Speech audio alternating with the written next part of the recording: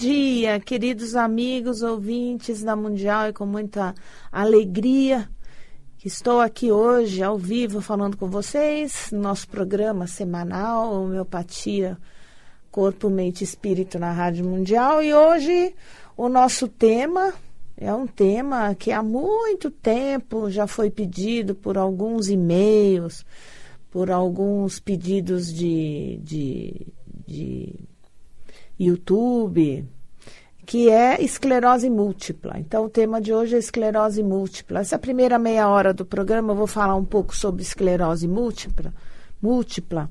E na segunda meia hora eu atendo você ao vivo, aqui na Rádio Mundial. Você vai ligar e vai tirar sua dúvida. Então, vamos lá. O que é esclerose múltipla? Parece que é uma doença que está aumentando bastante a incidência mundial.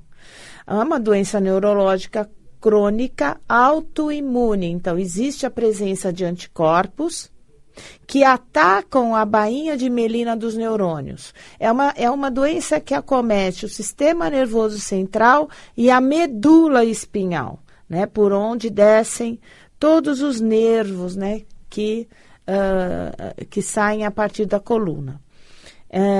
Existe uma forte destruição da bainha de mielina, que é como se fosse uma gordurinha que reveste os neurônios, né? Os axônios dos neurônios. Calcula-se, a última estatística formal no Brasil foi em 2013, 40 mil casos de esclerose múltipla no Brasil registrados pela Agência de Saúde Nacional. Nos Estados Unidos e na Europa, a incidência é de 100 pessoas para cada 100 mil habitantes. No Japão, os orientais têm uma incidência infinitamente menor. Talvez por fatores genéticos, somente 2 pessoas em cada 100 mil pessoas, em estatísticas japonesas, desenvolvem esclerose múltipla. Aí eu pergunto, o que será? Né? Quais são realmente os fatores que levam a uma degeneração dessa bainha de mielina tão precocemente no mundo ocidental? Né? Então, a incidência dessa doença, quer dizer, o primeiro surto da esclerose, em geral, em torno entre 20 e 40 anos de idade e muito mais comum em mulheres do que em homens. Quais seriam as causas da esclerose múltipla? Bom, genéticas, né? Existe uma ação dos genes que regulam a imunidade do corpo. Então, o sistema imunológico é fortemente alterado na esclerose múltipla. Pode existir ou não mais de uma pessoa com esclerose múltipla dentro da família. Os fatores ambientais, e aí nós temos que falar de vários fatores ambientais, mas eu friso bastante a alimentação, né, na minha opinião, alimentações com alimentos transgênicos, alimentos com pesticidas agrotóxicos, né? Alimentos industrializados com muita química, né? Tudo que você compra que tem pacote no supermercado é considerado um alimento industrializado ou semi-industrializado, como é um arroz, um feijão, é um beneficiamento desses grãos, então é semi-industrializado. As infecções virais, principalmente pelo vírus de Epstein-Barr, pode ser uma das causas do primeiro surto de esclerose múltipla. Exposição intensa ao sol, pessoas que se expõem exageradamente ao sol, que quer ficar com aquele bronzeado o ano inteiro. Tabagismo, o cigarro com certeza é um dos fatores de desenvolvimento da esclerose múltipla, aumenta a incidência. A obesidade, existe uma correlação entre obesidade na adolescência e maior incidência de esclerose múltipla em jovens, ao redor dos 20 anos. Solventes orgânicos, mais recentemente trabalhos mostraram que solventes orgânicos que são usados na indústria química, na indústria farmacêutica, na agricultura, pode ser um dos fatores de desencadeamento da esclerose múltipla. Os surtos, né? A esclerose múltipla, ela é processada pelos surtos. Então, eventualmente, a pessoa está bem e desenvolve um surto. Pode ser desencadeado por quê? Por exemplo, uma pessoa que já tem uma tendência genética à esclerose múltipla, já tem os fatores ambientais e, por exemplo, passa por um processo de fadiga crônica, quer dizer, trabalha demais, preocupa demais, o cansaço é demais, a fadiga crônica pode desencadear um surto de esclerose múltipla, que eu vou logo em seguida falar quais são os sintomas do surto. Um frio extremo. Há casos de relatos de pessoas que foram esquiar, que se expuseram dias e dias no esqui, na neve, passaram frio, dormiram em cabana, desenvolveram um surto isolado de esclerose múltipla. Desidratação, exercícios físicos intensos, pessoas que sobrecarregam demais o físico, né? E tudo isso tem um consumo intenso da energia muscular, dos nervos, etc., pode desencadear um surto isolado. Variações hormonais, desequilíbrios hormonais prolongados, estresse emocional, com certeza, o estresse emocional fala muito alto na gênese da esclerose múltipla. E quando nós falamos de estresse emocional, nós temos que lembrar que algumas emoções desencadeiam, por exemplo, grande medo, um período prolongado de medo com autodesvalorização, a pessoa não se dá valor, se sente inferior, em minusvalia, conflitos de obrigação e de proibição, então tem obrigação, ou impedida, proibida de fazer aquilo que quer por um longo período. Grande contrariedade, pessoa que passa muita raiva, né? Desequilibra. Pessoas que querem estar ali, estão aqui, quando consegue ir para lá, quer voltar para cá e não sabe onde fica, não sabe onde trabalha, não sabe o que faz com a situação pessoal da vida dela. Pessoas que sentem-se sob pressão, principalmente no trabalho, em instituições grandes, onde a pessoa é muito cobrada, metas são cobradas, uma pressão forte e constante diária por anos, pode ser um dos fatores emocionais que desencadeia a esclerose. E sempre procurar, entre aspas, os fantasmas, né, dentro da família. O fantasma opressor dentro da família. Isso é muito comum, ter uma pessoa extremamente autoritária na família e a vítima, que é o paciente que tem esclerose múltipla, se sente oprimido constantemente, às vezes desde a infância, por um indivíduo opressor. Então, medo, obrigações, raiva grande, indecisões, estresse sob pressão prolongado e esses opressores dentro da família. Uma outra questão dos surtos, os surtos eles podem ser desencadeados por febre alta, por uma infecção de garganta, por uma infecção de qualquer parte do corpo, que tem uma quantidade de febre alta, isso pode desencadear também o surto. Existem tipos, formas de esclerose múltipla e 85% dos casos é chamado de surto-remissão. Então, 85% dos casos vem o surto e esse surto ele melhora após um tratamento rápido ou até espontaneamente. Então, graças a Deus que a grande maioria dos surtos são rápidos e a pessoa volta ao normal sem grandes sequelas. A sequela não vai existir. Os surtos, eles podem durar alguns dias ou semanas. A média de ocorrência de surtos para quem já tem a doença é de, em média, uma vez por ano, nos casos onde não são acompanhados e não fazem tratamentos ao longo do ano. Então, tem uma média de uma vez por ano. A segunda forma de esclerose múltipla é a forma progressiva. Então, 50% dos pacientes podem evoluir da forma leve para a forma progressiva em 10 anos. Então, a forma progressiva vai acontecer na metade dos pacientes que desenvolveram o primeiro surto ao longo de 10 anos.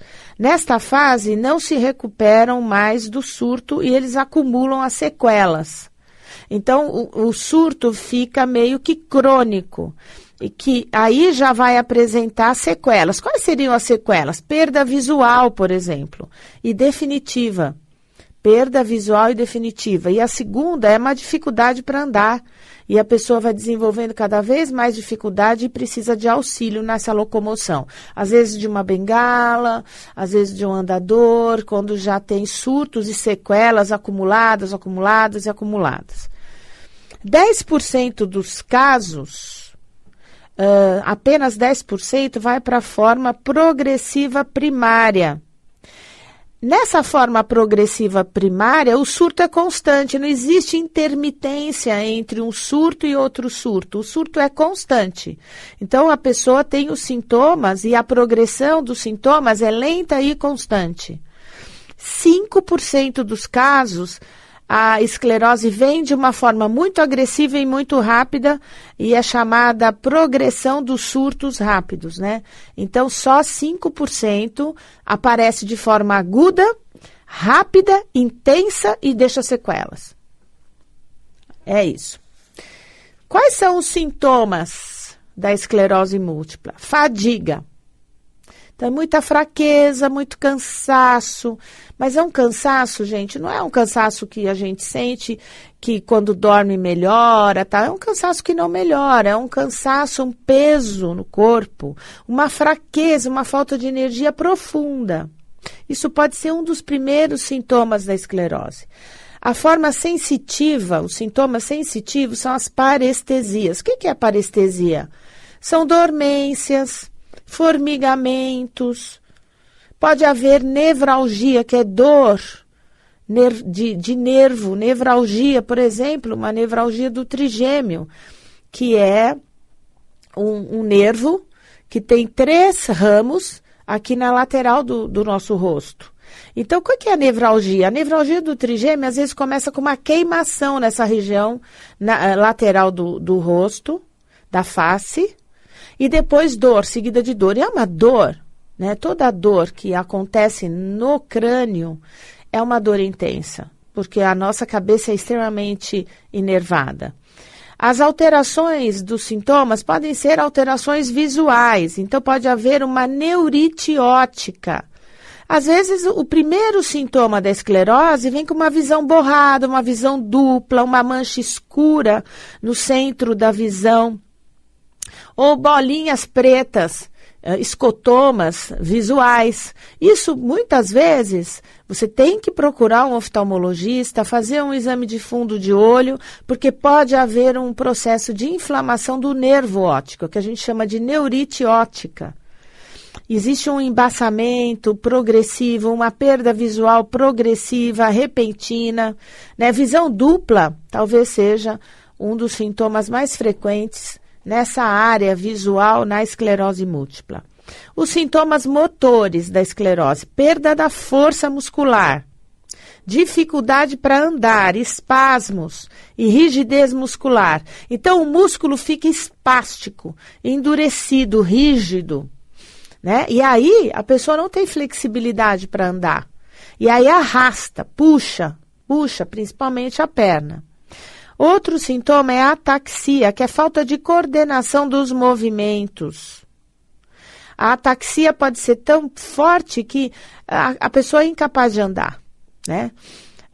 Acompanhado muitas vezes de tontura, de desequilíbrios. Então, eu não consigo, o meu músculo é rígido, eu não consigo ter controle sobre a minha força muscular nas pernas, eu não consigo coordenar. Quando eu levanto a perna, ela vai para um lado, vai para o outro, eu caio, o paciente cai. Muitas vezes um sintoma de esclerose é um paciente que está muito bem e de repente cai.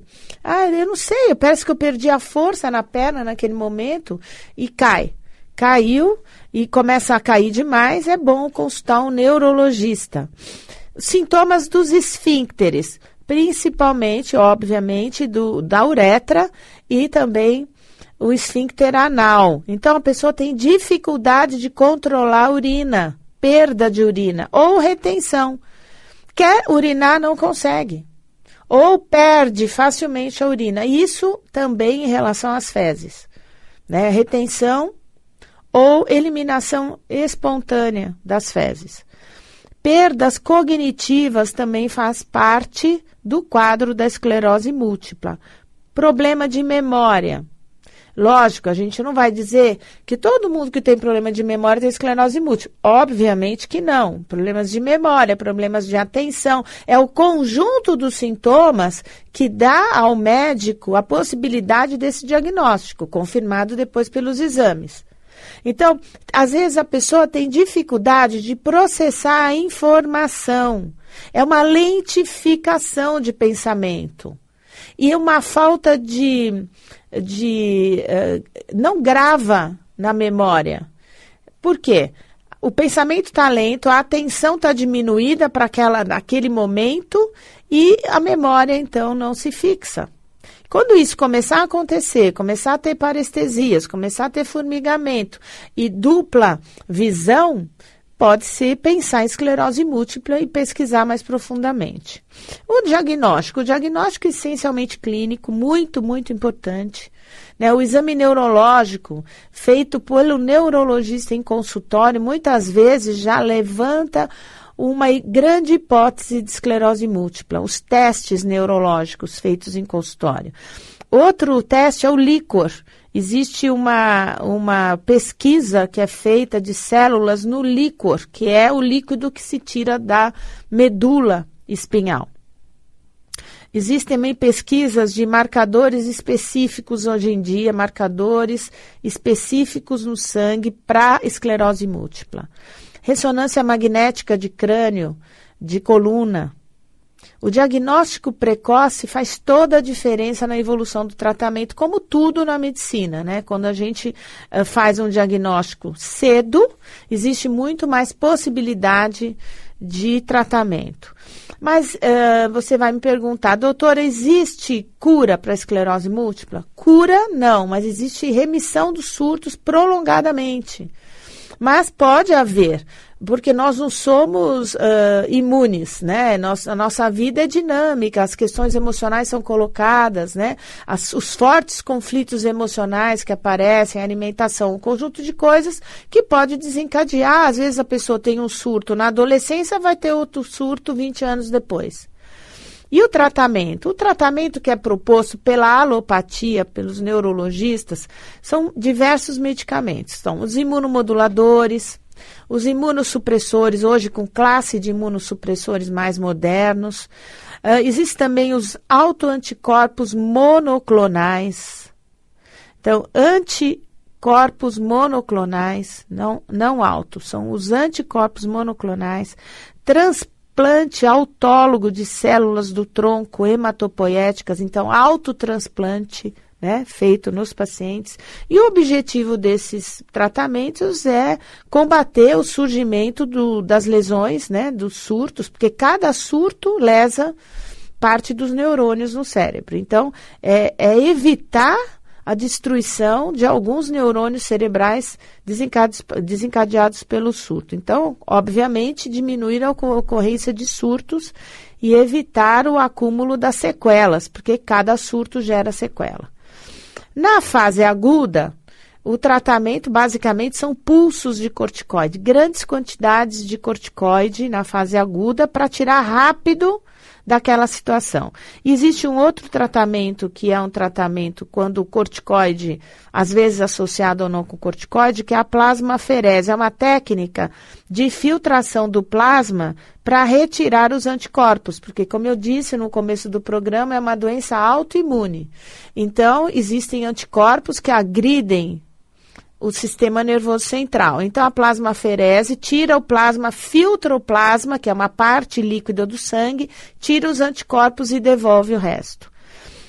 Existem terapias paralelas, como fisioterapia, fonoaudiologia, fonoterapia, terapia ocupacional, neuropsicologia, terapias, psicoterapia, o foco psicológico é importantíssimo, porque existe uma baixa autoestima nesses pacientes e muitos desanimam e têm medo do futuro e se entregam. Vamos falar um pouco da medicina chinesa na esclerose múltipla.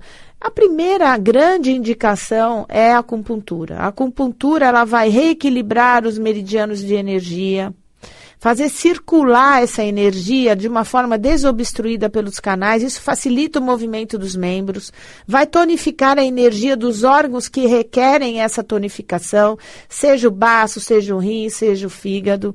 Ela tonifica o sangue, que possibilita uma maior irrigação dos membros e do próprio cérebro. E as causas na medicina chinesa são algumas diferentes da medicina ocidental. Quando a medicina ocidental fala de causas genéticas e tal, nós vamos falar na medicina chinesa de umidade externa. Invasão, é muito comum invasão pelos pés de umidade. Essa umidade pode subir. Então, aconselha-se os chineses, e olha, na China, no Japão, a esclerose múltipla é quase zero.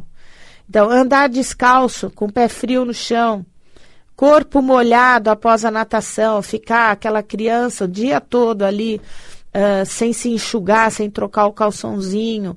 Às vezes você tira a criança da piscina, põe para almoçar com calção molhado, troca, dá uma enxugadinha, né? Aquela umidade, ficar sentado muito tempo em lugar molhado, né? Com a roupa umedecida. É pior nas mulheres menstruadas e nas mulheres pós-parto. Tem uma facilidade maior de penetração de umidade. Prestem atenção. Mulheres durante o período menstrual têm muita facilidade de entrar umidade pelos pés e subir mais facilmente. A umidade, pela medicina chinesa, ela provoca obstrução dos canais de energia. Ela gera uma sensação de peso, de adormecimento, de formigamento, de distensão. Existe uma outra causa que é umidade e mucosidade por deficiência do baço pâncreas. Isso a gente trata com as ervas e com a acupuntura. Deficiência do fígado e do rim.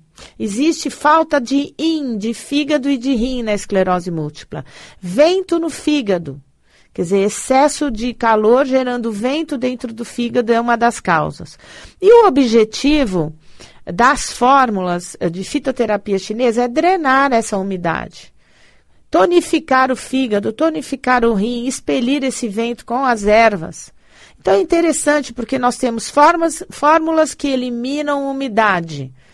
Huo Xiang Zeng Qi San, Ping Wei San, Wei Ling Tan, Bazen San, fórmulas que eliminam umidade e calor. Então, Bazen San, o Dang Nian Tong Tang, o Dang Nian Tong Tang, o Li Gi Zi Gang Tang. Tudo isso, gente, é médico que vai prescrever. Não é para sair comprando, até porque você nem sabe se aquilo é bom para você. Porque o exame na medicina chinesa é pulso e língua. Pulso e língua, as características energéticas vão definir as ervas certas, né? E muitas vezes, na primeira consulta, dá uma pequena melhora, a gente precisa trocar a erva na outra consulta e vai tateando até achar aquilo que é ideal para a pessoa, por um bom período de tempo. As fórmulas que dispersam vento dos meridianos são o Duo, Huo, Ji, Sheng, Tang, o Jiuan, Bi, Tang.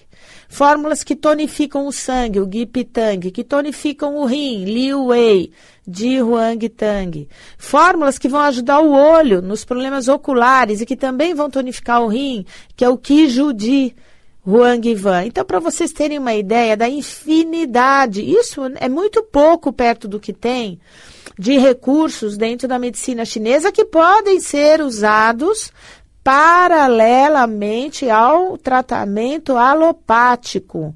E eu sempre falo, todas as semanas, que nós temos que unir as medicinas. As medicinas têm que se unir em prol do paciente, né?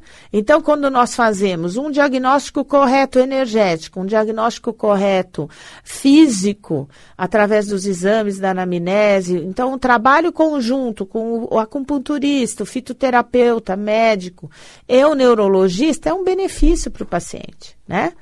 A alimentação, dependendo do que nós encontrarmos em termos de pulso e língua, vai se definir se é uma alimentação para o rim, que eu já envolvo muito rim com baço pâncreas, porque ambos não gostam de frio e não gostam de umidade. Ou uma alimentação para excesso de calor, nós colocamos uma alimentação de fígado. Às vezes eu misturo um pouco do calor com a umidade, baço e fígado, e oriento a alimentação. Vai depender de cada caso. Cada caso é uma pessoa especificamente com esclerose múltipla, 2 ou 3, vão levar a receitas completamente diferentes, né? Completamente diferentes. A homeopatia vai trabalhar também em cima da personalidade, do emocional, dos sintomas físicos, buscar dentro de um conjunto de medicamentos homeopáticos aqueles que podem auxiliar no desenvolvimento da visão, no desenvolvimento do movimento dos braços e das pernas, no sistema nervoso central. Então, o nosso trabalho pode ser aí um trabalho holístico, né? Um trabalho de corpo-mente, também físico, mental, espiritual, emocional e tudo mais. Então, é isso que eu queria dizer para vocês hoje, falar sobre a esclerose. Esse programa, vocês sabem que vai já amanhã para o meu canal do YouTube, Facebook, doutora Ana Clélia Matos, e vai estar disponível para vocês com vídeo, né? Para vocês, quem não conhece o meu canal, pode se inscrever, vocês vão receber as novidades semanais, quinzenalmente, ok?